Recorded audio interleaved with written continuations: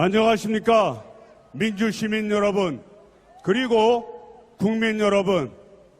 저는 무소속 국회의원 이성만입니다. 인사드리겠습니다. 저는 요즘 많이 회자되고 있는 더불어민주당의 대표 경선 과정에서 발생한 동봉투 사건에 연루된 국회의원 2명 중에 1명입니다. 먼저 죄송하고 황망한 마음입니다. 이 무능한 윤석열 정권을 지탄하고 우리 대한민국을 바로 세워야 할 이때에 저로 인하여 국론이 분열되고 우리 더불어민주당이 제 힘을 찾지 못하는 것 같아서 지난 5월 3일 자진 탈당하였습니다. 그럼에도 불구하고 제가 이 자리에 선 것은 이번 봉투 사건을 제대로 인식하여 우리 대한민국의 민주주의가 흔들리지 않게 함입니다, 여러분! 존경하는 민주시민 여러분, 국민 여러분, 이번 사건은 2가지의 문제로 접근해서 분석하셔야 됩니다.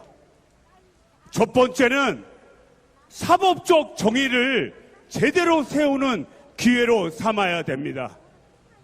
여러분도 잘 아시다시피 유무죄는 결국은 재판정에서 판단되는 것입니다.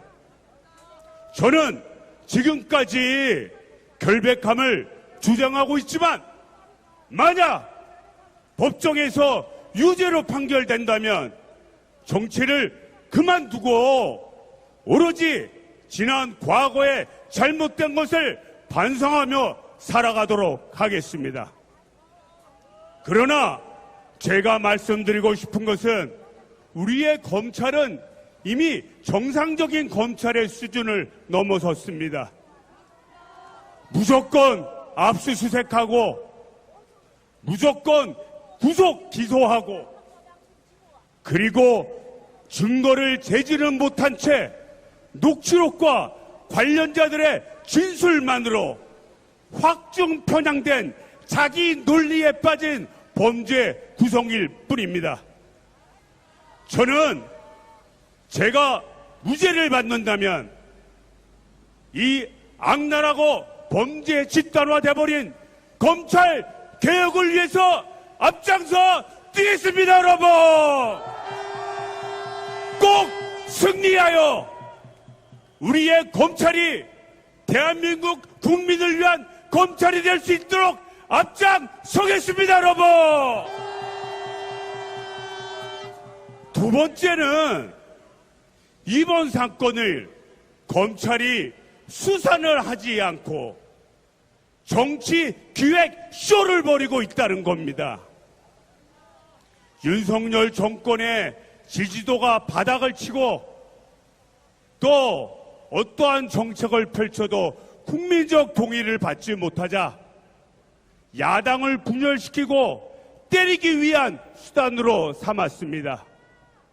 범죄 여부가 있으면 수사를 할 일이지 언론을 통해서 불법적으로 의심되는 녹취록을 유출하고 그거를 공개 방송을 해서 작게는 가정을 파괴하고 좀 더 크게는 특정 정당을 왜곡하고 더 크게는 우리 국민을 분열시키고 있습니다, 여러분. 이런 정치 기획쇼 우리 민주시민과 함께 앞서다가 꼭 분쇄해야 됩니다, 여러분. 저는 이번 사건을 계기로 해서 우리의 검찰이 더 이상 수사기관이 아니다 이렇게 판단할 수밖에 없었습니다. 한동훈 법무장관을 중심으로 그 검찰은 오로지 윤석열 정권을 비호할 수 있는 방법은 무엇인가? 지금 후쿠시마 원전수 방류 때 여론이 약해지면 어떠한 거를 던져서 야당을 공격하고 또 국론을 분열시킬까, 이 생각밖에 없는 것입니다. 저는 우리 국민 여러분께 호소드리고 싶습니다. 우리 민주시민께 호소드리고 싶습니다.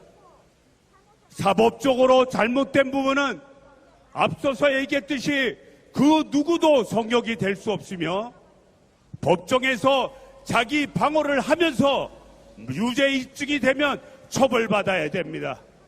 그러나 이 사법적 정의를 앞장 세워서 정치 기획 쇼를 벌이고 정치로 활용한 이 사태에 대해서는 두 가지를 분리시켜 우리 대한민국의 민주주의를 지켜나가야 됩니다, 여러분. 민주시민 여러분, 국민 여러분, 지난 70년대 박정희 정권 때, 80년대 전두환 정권 때 수많은 사람들이 이 민주주의를 쌓아 올리다가 목숨도 잃고 또 투옥되는 등 가중 고초를 다 당했습니다. 그때 그 정권과 검찰이 그 사람들은 민주화 운동을 했다, 그 사람들은 대한민국을 위해서 뛰었다, 이렇게 얘기했습니까? 그 사람들은 저 민주열사들이 북한과 내통하는 용공분자다, 대한민국을 분열시키던 분열분자다, 이렇게 매도하고 사법적 정의를 앞세워 국민을 호도하고 민주주의를 탄압했던 것입니다. 그 망령이 지금 2023년에 다시 또 오르고 있습니다. 그 저주가 우리 대한민국의 앞에 있습니다. 저는 이 국회의원이라고 하는 이 고귀하고 이 소중한 직책 속에서 내 목숨을 걸고 싸우겠습니다. 제가 죄가 있다면 달게 받을 것이고, 제가 죄가 없는 날이 판정된다면 대한민국의 민주주의를 바로 세우고 검찰을 개혁하는데 여러분과 함께 뛰겠습니다, 여러분! 감사합니다.